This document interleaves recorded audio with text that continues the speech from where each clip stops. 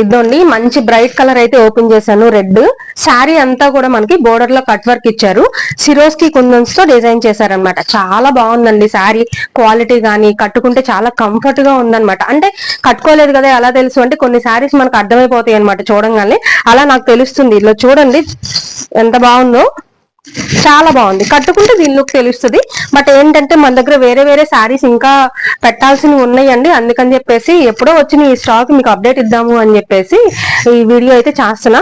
అందులోనూ నాకు space silk saris కి చాలా ఎంక్వైరీస్ వచ్చాయి. మిమ్మల్ని అందరినీ వెయిట్ చేయించడం నాకు అస్సలు ఇష్టం లేదు.